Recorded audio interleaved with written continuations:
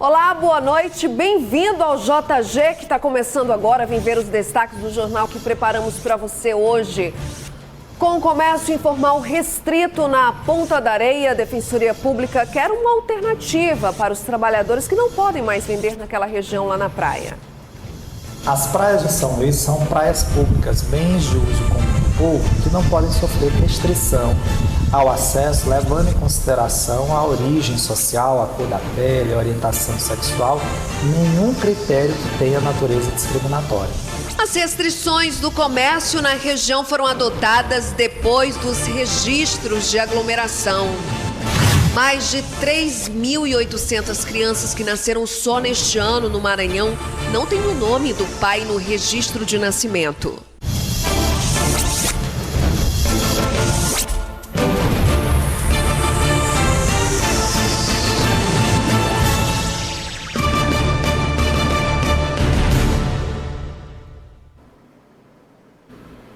Eu já começo o JG te contando que ainda não acabou a polêmica que começou após os registros de aglomerações lá na região da Península, aqui em São Luís. Depois que o Ministério Público do Maranhão recomendou a suspensão do comércio informal, agora a Defensoria Pública do Estado quer uma alternativa para os vendedores que acabaram impedidos de trabalhar. O trecho que antes era calmo virou um ponto de aglomeração e muita polêmica. Essa parte da praia da Ponta da Areia, que fica na península, vem sendo alvo de fiscalizações de vários órgãos, após festas que foram feitas em plena pandemia de coronavírus. Algumas conversas de empresários vazaram nas redes sociais e revelaram um preconceito com o público que estava frequentando a área nobre de São Luís. Esse foi um dos motivos que levou a Defensoria Pública do Maranhão a emitir uma série de recomendações aos órgãos fiscalizadores. Entre as recomendações que a Defensoria Pública encaminhou aos órgãos, está que este ponto da área nobre de São Luís não receba um tratamento diferenciado, se comparada a outras praias da capital maranhense, que as normas de combate ao novo coronavírus não sejam aplicadas somente aqui, mas em toda a orla marítima, e também que qualquer medida que seja feita de forma exclusiva aqui neste trecho seja fiscalizada e que apresente também uma justificativa. No local existe um espaço comercial e alguns vendedores ambulantes começaram a trabalhar. Por isso, a Defensoria Pública pediu que nenhuma medida restritiva seja tomada sem que outras alternativas sejam apresentadas e qualquer providência seja comunicada ao órgão. As praias de São Luís são praias públicas, bens de uso comum do povo, que não podem sofrer restrição ao acesso, levando em consideração a origem social, a cor da pele, a orientação sexual, nenhum critério que tenha natureza discriminatória. A Defensoria Pública, então, nessa perspectiva, tem atuado e continuará atuando para assegurar que as praias sejam livremente acessadas por qualquer pessoa.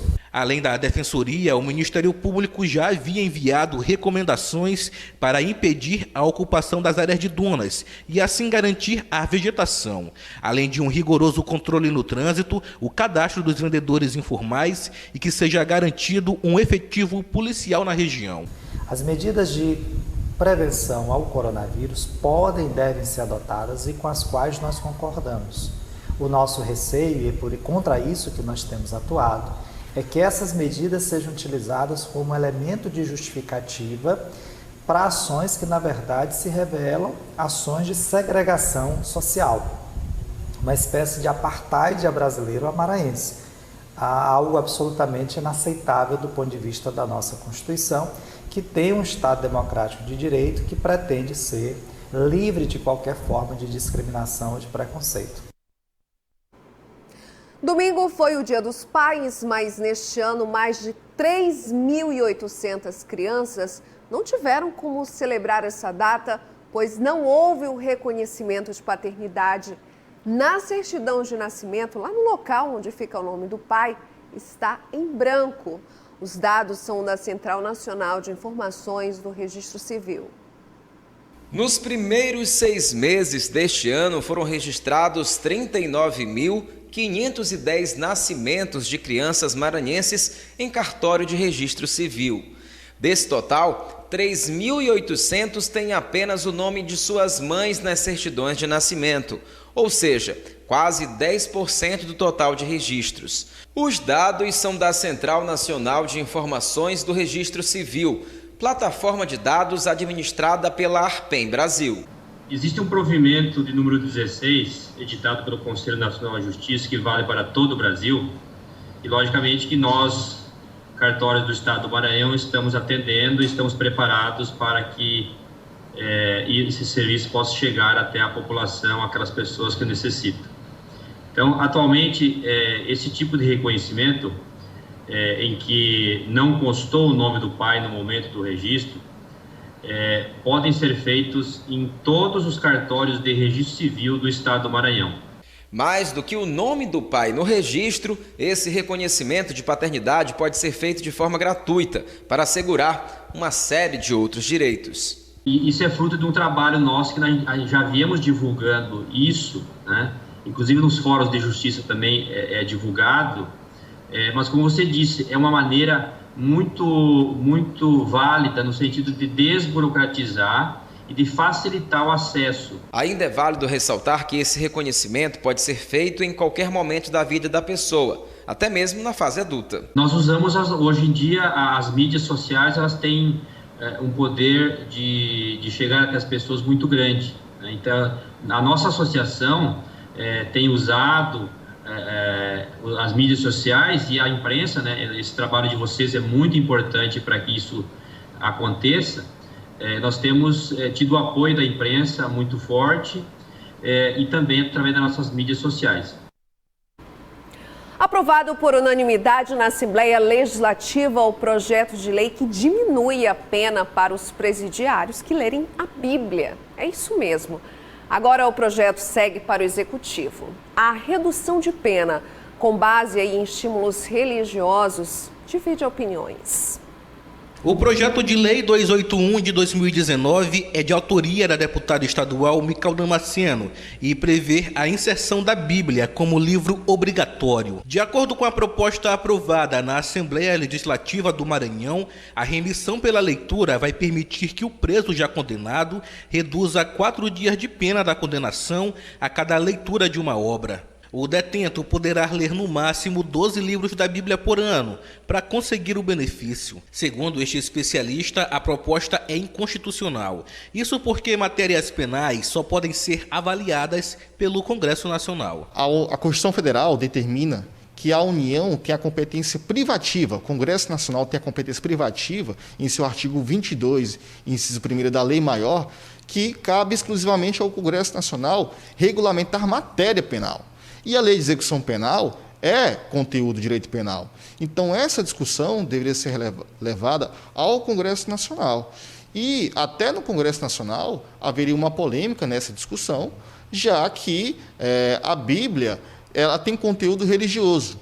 E quando o preâmbulo, quando a nossa Constituição Federal dá a liberdade para as pessoas crerem e não crerem, ou seja, a laicidade do Estado, você não pode induzir uma leitura específica para o preso. Ele tem a liberdade, ao cumprir a sua pena, de escolher qual o tipo de leitura que ele quer optar para conseguir a sua progressão de regime e conseguir a sua remissão.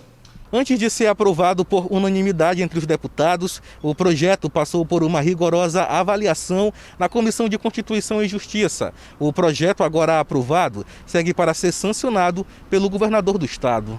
Mas na avaliação deste professor em direito penal, o mais sensato é que o projeto fosse vetado pelo governo, já que vivemos num estado laico, que não permite a influência religiosa no modo de governar.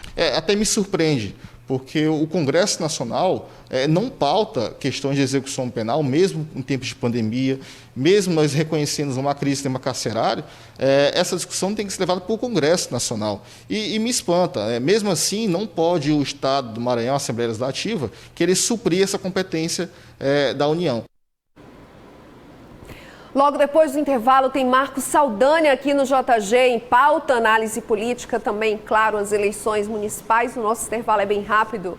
Eu volto já.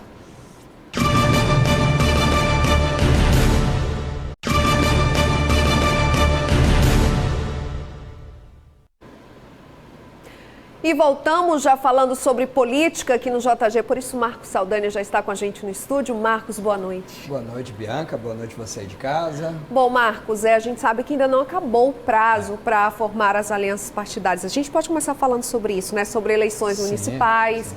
Marcos, você já tem aí um breve panorama a partir do que foi definido até agora dessas alianças partidárias sobre o espaço desses pré-candidatos na TV, rádio, né? Pois é, Bianca, na verdade, até o dia 19 de setembro ainda pode ter alguma mudança, que é quando encerra, né, o período das convenções partidárias, que serão ainda todas virtuais. Nas convenções partidárias é quando o pré-candidato que está posto se torna de fato candidato. E até lá, todos os partidos já estão agregados, posicionados. Falta muito pouco para se definir do que está posto agora, mas tudo que a gente fala, na verdade, é uma especulação com base nas informações de alianças anunciadas em caráter oficial pelos próprios partidos e os pré-candidatos, né? Bom, uma outra coisa também é que tem se falado muito, né, que o tempo de TV, que é muito do que define, por exemplo, essas alianças, ele pode não ter nenhuma influência nessas eleições. É importante a gente considerar, mesmo nessa eleição tão incerta, tão atípica como está sendo falada, com um poder muito grande da internet, indiscutivelmente, mas a gente não pode esquecer que as pessoas ainda estão um pouco mais em casas, ainda existe um isolamento social, embora até o período da eleição isso vá talvez diminuir um pouco, ou não, a gente não sabe também como vai ser, a gente espera que sim, mas a tendência é que as pessoas elas estão um pouco mais em casa e por isso estejam mais atentas à televisão, a assistir mais. Então pode ser que de fato a TV, que sempre teve uma força muito grande, tenha talvez nesse momento de período eleitoral um poder mais importante do que a gente tenha visto na última eleição, mas não se pode, qualquer candidato sabe que não se despreza tempo de TV, nem de rádio, enfim, nenhuma possibilidade de comunicação. Bom, o Jornal Imparcial, ele fez uma especulação aí, ele fez uma conta, porque o tempo de TV, ele é baseado no número de deputados federais que cada partido tem. E a partir daí, essa proporcionalidade é calculada e a gente tem uns preciosos segundos e minutos, né? Bom, o candidato Braide, por exemplo, do Podemos, ele tem no partido dele aí, são muito pouco, né? São uma média aí de 13 segundos, mas aí ele agrega tempo do PMN, mais 5 segundos, do PSD mais 38 segundos e do PSC mais 10 segundos. Então o Braide deve contar, se isso se firmar até o período eleitoral, 1 minuto e 6 segundos de televisão.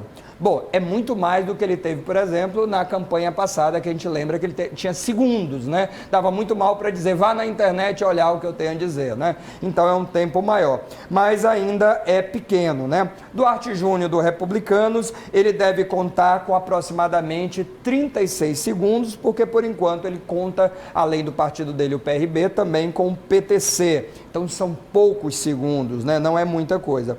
Neto Evangelista, até então, é o pré-candidato com o maior tempo de partido para essas eleições. Serão 2 minutos e 11 segundos por conta da aliança que ele conseguiu consolidar e ele já anunciou que esse grupo está fechado, né? Ele não tem expectativa, podem surpresas acontecer, mas ele não tem expectativa.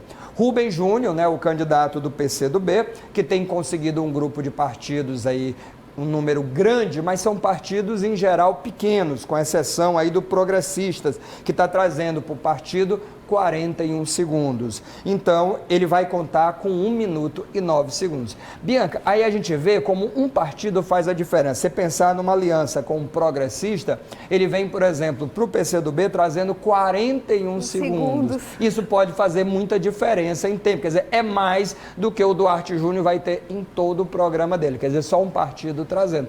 Por isso que a gente tem visto essa disputa muito grande, ainda continua. De apoio, de formar alianças. Exatamente, de apoio. Por exemplo, por que todo mundo está de olho no PT, o PCdoB, o Rubem Júnior quer muito contar com o PT? O PT, ele tem 58 parlamentares eleitos, o que dá para ele 58 segundos. Então, você imagina aí se o PCdoB agregar esses 58, quer dizer, praticamente 1 minuto a mais no seu tempo de televisão. E aí, além do PT, vai sobrar o MDB, que tem 34 parlamentares e tem 37 segundos. Então, O PT com o maior tempo dos partidos aí que se espera agregar ainda, e o MDB com 34 segundos. Ou seja, parece pouco, mas para a eleição, quando a gente tem um horário eleitoral mais curto, né, não só em tempo, mas também num período muito mais curto, esse tempo, se bem usado, se bem trabalhado, ele pode muito comunicar com o eleitor, ele pode aproximar muito,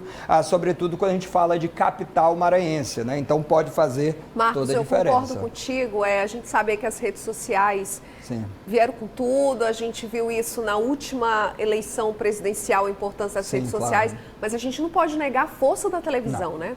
Não, é indiscutível, até porque no horário político, o candidato ele pode não só reverberar todas as informações, como ele pode fortalecer uma outra coisa importante, que são as inserções, né, que elas vão passando durante o programa. Então, quando ele tem um tempo razoável e ele trabalhar bem esse tempo, né, ele pode ter aí uma possibilidade de conversar maior com o eleitor, que é tudo que vai fazer a diferença, ou sempre fez a diferença em qualquer eleição, né? É isso, Marcos. Muito obrigada. Ainda te espero aqui essa semana. Obrigada. Então, até lá. Tá? Obrigado. Boa noite. E agora a gente dá uma pausa para aquela dica de todo dia. A gente sabe que neste momento difícil toda ajuda é bem-vinda, por isso a Equatorial Maranhão traz de volta a promoção Energia em Dia.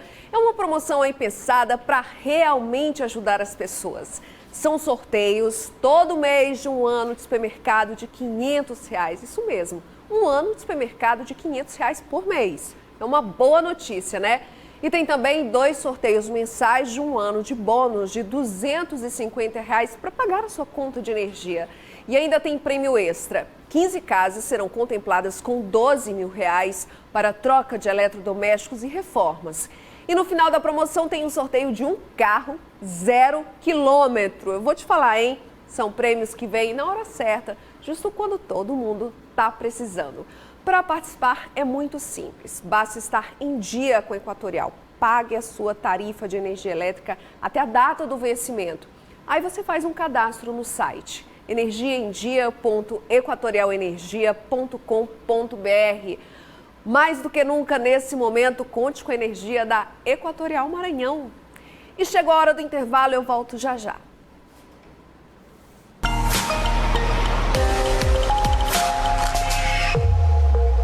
00:10 tem a primeira praia-mar de 4,8 metros. No comecinho da manhã, às 6h40, tem a primeira baixa-mar do dia, com 1,3 metro. Ao meio-dia e 45 minutos, volta a praia-mar, agora com 4,6 metros. E a quarta-feira termina com baixa-mar de 1,5 metro, que começa a partir de 19h06.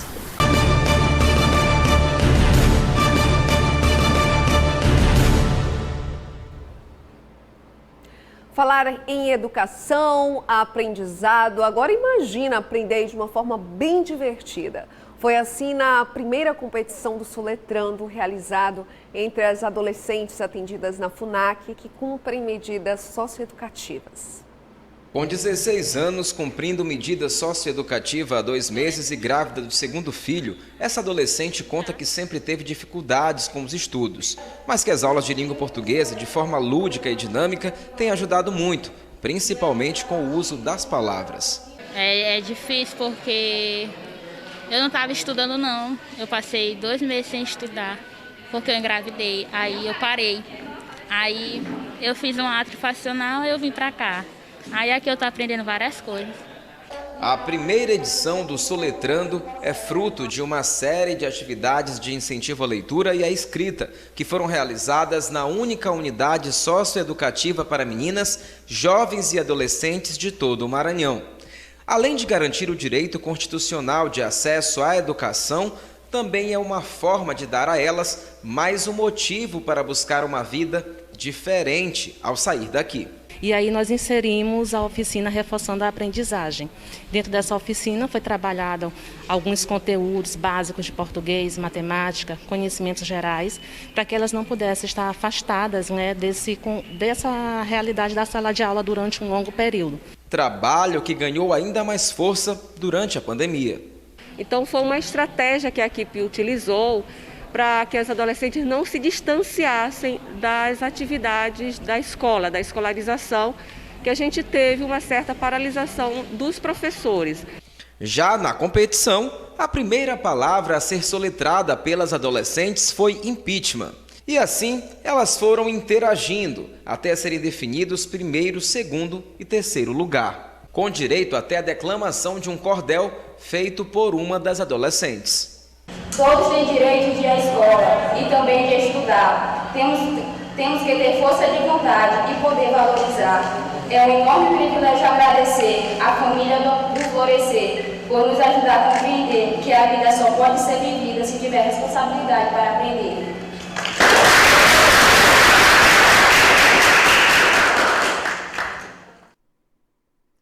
Fique agora com os analistas Geraldo Essen, Felipe Clã e Clodoaldo Corrêa, que entrevistam agora o deputado federal, presidente do PP do Maranhão, André Fufuca. E eu volto amanhã às 18h30 e conto com a tua companhia aí. Vamos seguir a semana juntos aqui no Canal 23. Tchau!